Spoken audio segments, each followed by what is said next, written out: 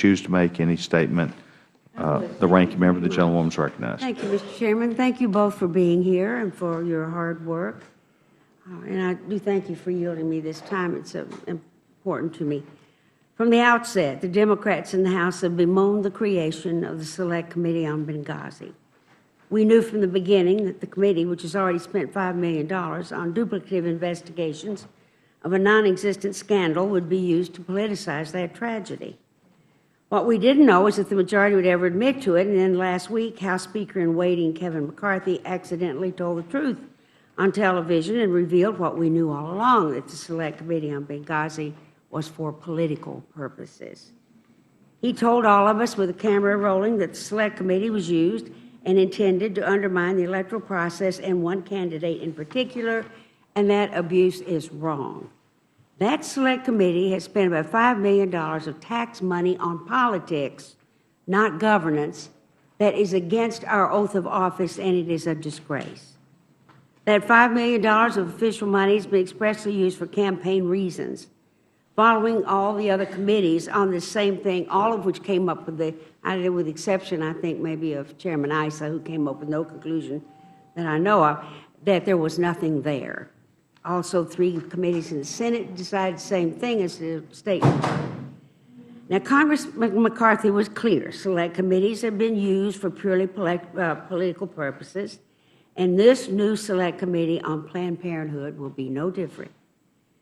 Creating a Select Committee to investigate Planned Parenthood will do nothing.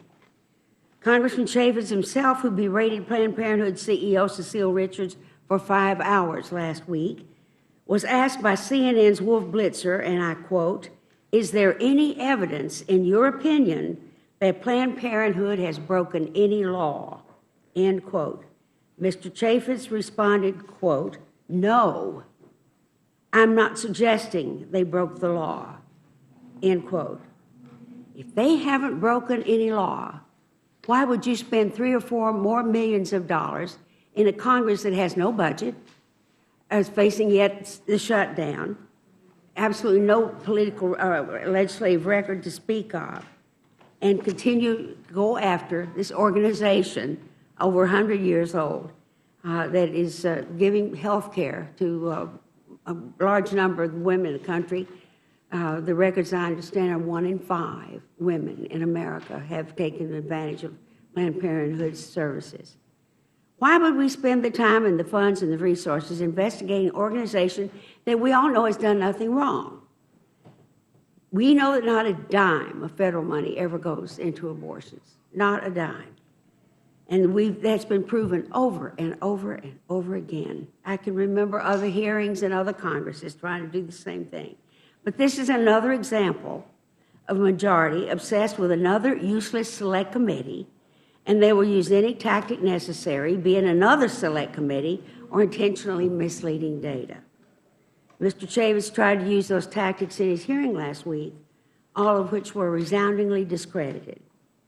His hearing materials, one chart in particular, was called by one press account, quote, things I can't even repeat. What he did, let me say, this is my own quote.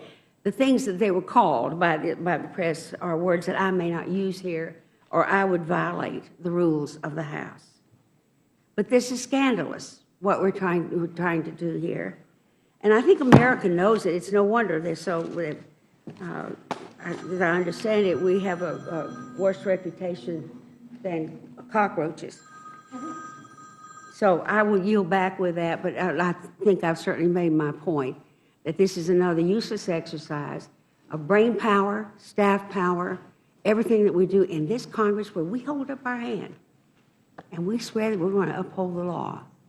And when you start using committees of the House of Representatives for political purpose and state that it is against a presidential candidate, that's really reached a new low. I yield back the balance. Gentlewoman yields back her time. I believe what we're doing here is very serious and very important.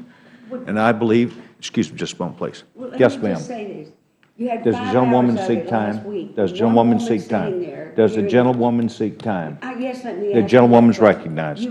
I would almost like to ask you to raise your right hand and swear you think this is serious. You going to do that? Yes, ma'am, I do. All right. Thank you very much. You believe that with all your heart that this is a serious attempt to do something of value to the American people? Yeah, thank you very much. We really don't question each other up here, but I appreciate the question. All right. So I appreciate the Good. gentleman. I think that when all evidence is to the contrary, one must rethink one's opinion. Yes, ma'am. Yes, ma'am. Yes, ma'am. Thank you very much. You're welcome. I think, and I am not going to swear myself in, but I am bound at least by. That's right, you didn't. You were down at the Republican Club, where you didn't Yeah. get sworn in. Yeah. I'd forgotten that. You know, I appreciate the gentlewoman very much. It just popped in my I'm mind. sure that's. The gentlewoman